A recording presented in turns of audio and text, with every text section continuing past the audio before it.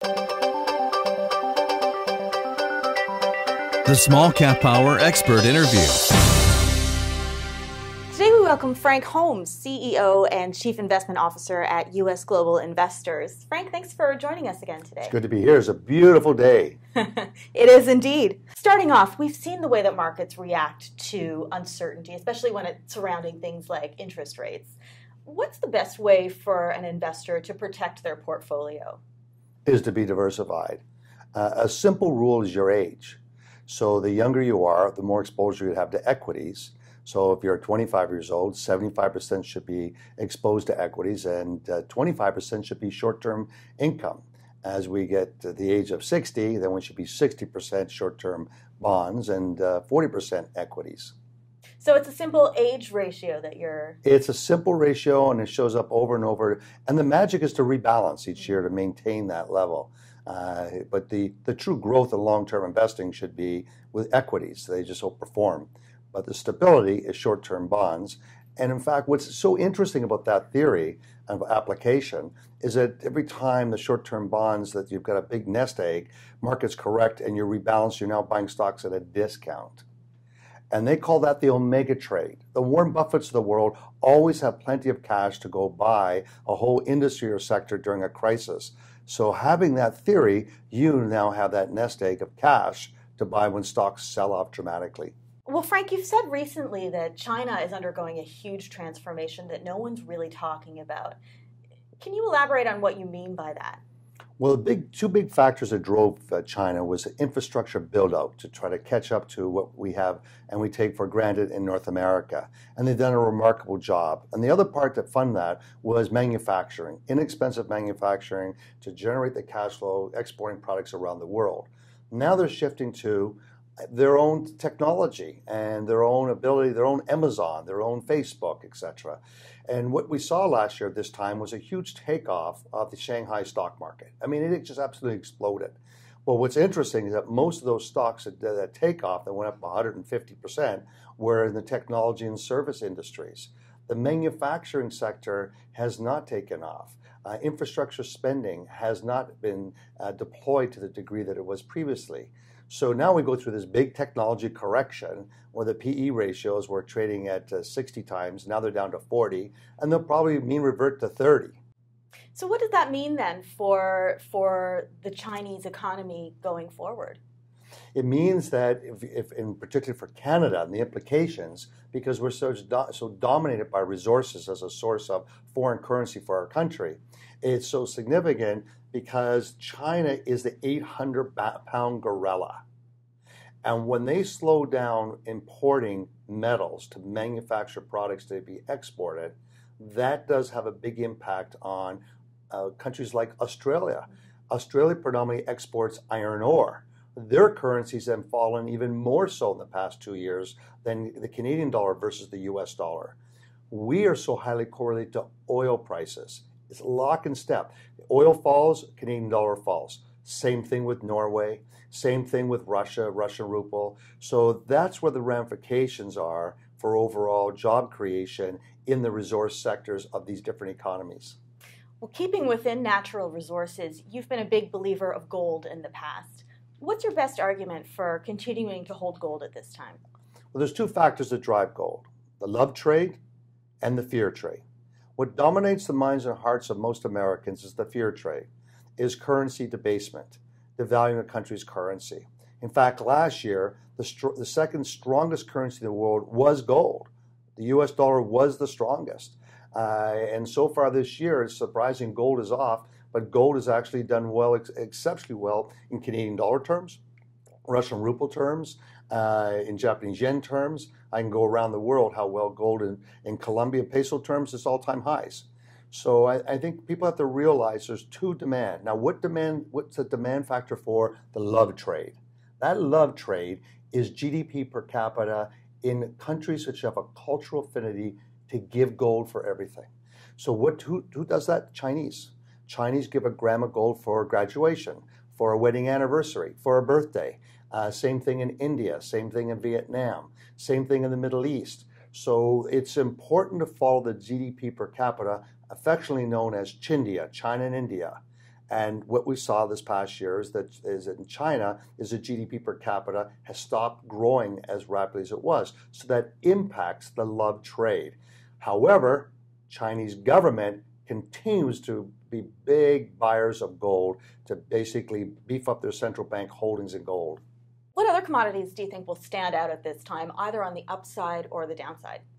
Well, I think for a lot of the mining companies, this will be a trough year. This will be the wipeout year, and you're seeing the smartest people in the space, like the Glencores of the world. They're selling $10 billion of assets, right-sizing their company. I, as a mutual fund company, have several big exposure to resources where I have to make changes to deal with the changes in the capital markets. So I think we're going to get a bottom in a lot of the mining companies. We're also attracting Carl Icahns of the world into Freeport-McMoRan. So that's also a positive factor of coming in and looking at the bottom of these mining companies. When is someone going to come after Barrick? When is someone going to come after Newmont? So I think we're finding some type of a bottom here. Corporate stock buybacks and dividends have been driving Wall Street for quite a few years now. But do you see this as a good thing, or is there a risk inherent in that? Well, it depends where capital is going. If CEOs and boards can't see capital, getting returns on capital from new businesses and new ventures because the regulatory and tax regimes are so high, then it's just better to buy back your stock to have the stock markets have a higher return on capital. And it's interesting because so many unions complain about it, but actually the biggest push is people like CalPERS because it helps their pension funds. So stock buybacks basically enhance the earnings per share and the revenue per share, and that drives stock prices. The other key factor is dividend growth. Well, in our analysis, in our quant models are deep down looking at things over 20 years in a series of 5-year segments, and collectively, what we found is that the 3-year growth in dividends pre-2008, when interest rates were higher, was not a significant factor of success in stock picking. But since 2008, 3-year growth in dividend income has been a significant factor of stocks outperforming. So this year, where's the biggest growth been? Airline stocks. The drop in oil prices, the average S&P stock increased their dividends by 15% this year. The airlines industry was 100%. So lower energy prices, they're being passed on. In the U.S., the airlines industry last quarter had their first $5 billion quarter of free cash flow as an industry group. So I think there are positive aspects to lower oil prices. It hurts on the energy business. However, it takes a lag. It takes about 3 quarters or 9 months, like having a baby, before you start to really see the positive attributes of lower energy prices for manufacturing companies. You see it for the airlines industry. In fact, for some of the gold mining industries and copper mines, they were telling me that the Canadian dollar being weaker, they're actually making more money because their cost of labor is down. They're still getting U.S. prices for their commodity, and their cost for energy for production of the ore is down. So let's sort of continue on that trend. Everyone likes stock picks. Everyone likes to know companies to watch. Are there any companies that are on your radar right now? IOU Financial. I'm a shareholder of IOU Financial. It's a Canadian company, and where's all their growth? It's U.S. So you're basically hedged. The growth is in U.S. dollars, and they provide loans, immediate loans, using a quant model to do an analysis, and they can give up quickly $50,000 in 48 hours, but it's only business to business. So if you want to expand your studio here, in 24 hours they give you the loan. If you want to expand you have some Subway stores or you have a salon, whatever you want, that process. So that they call that in the capital markets shadow banking.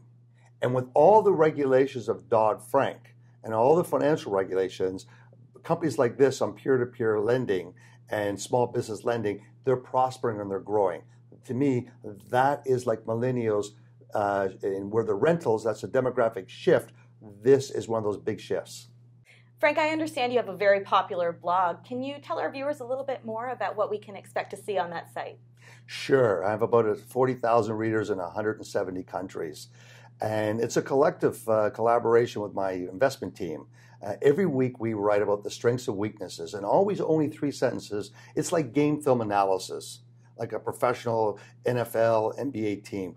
What were the strengths and weaknesses of last week's game? And then what could be the opportunities and threats for next week? What economic data points coming out next week which could impact? So we search the world and look at different countries, and we try to be concise but also comprehensive enough so it's interesting for investors. If you go to the website at usfunds.com, you will see many articles talking about the future at the same time of the past and the different sectors. So I think if people keep asking me, when's the bottom of resources? When's the bottom?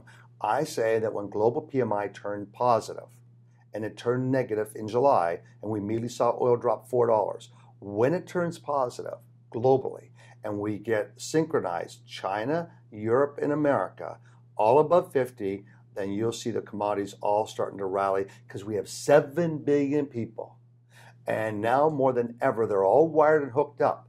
Just last month, 1 billion people went to Facebook in one day. Think of that. 1 billion people logged on to Facebook in one day. All around the world, they all want what we have in Canada, what we have in America, and I think that that's a positive part for long-term growth.